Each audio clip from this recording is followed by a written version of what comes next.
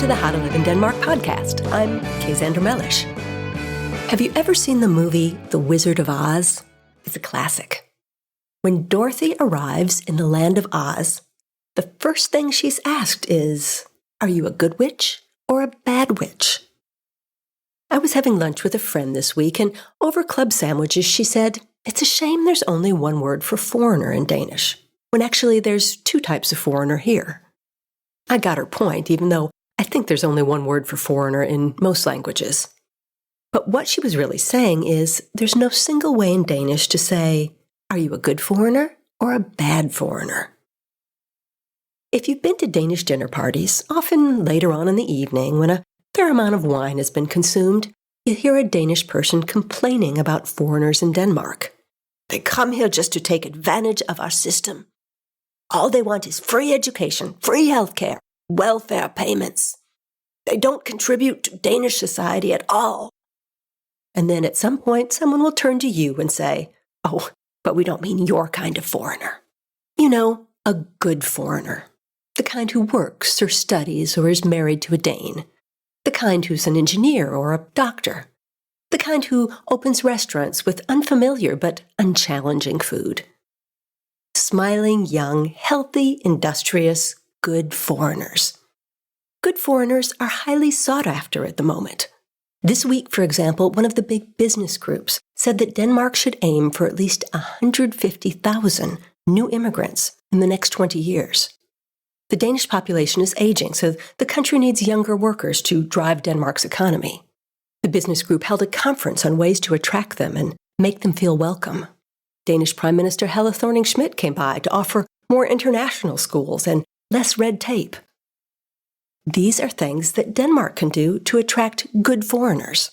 On the other hand, in just the past couple of months, more than 20,000 Syrian refugees have arrived in Denmark. But no one's too worried about how to attract more refugees or make them feel more welcome. In fact, some Danish political parties are trying to change the asylum conditions and send as many of these people as possible back home to the battlefield. It reminds me sometimes of an old-fashioned faucet with the hot and cold knobs.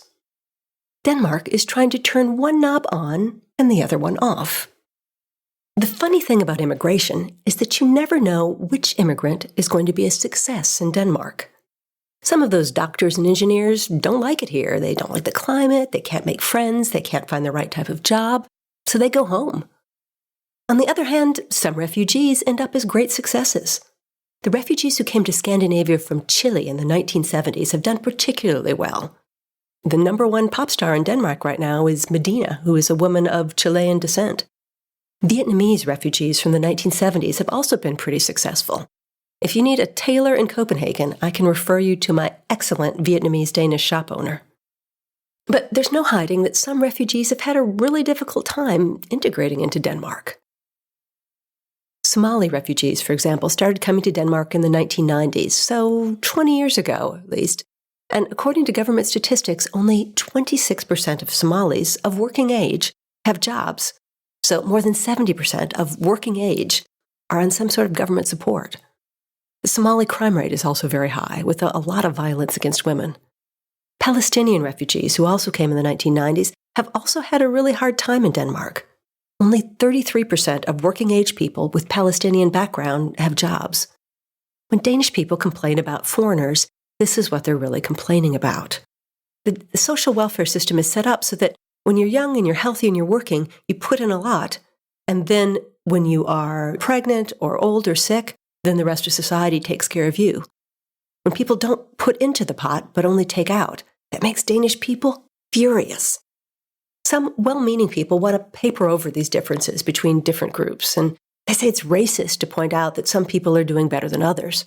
For example, in last week's podcast, I mentioned that some of Denmark's 1960s housing projects had become warehouses for non-Western immigrants, which is the current, pretty much inaccurate Danish code word for immigrants without education or jobs.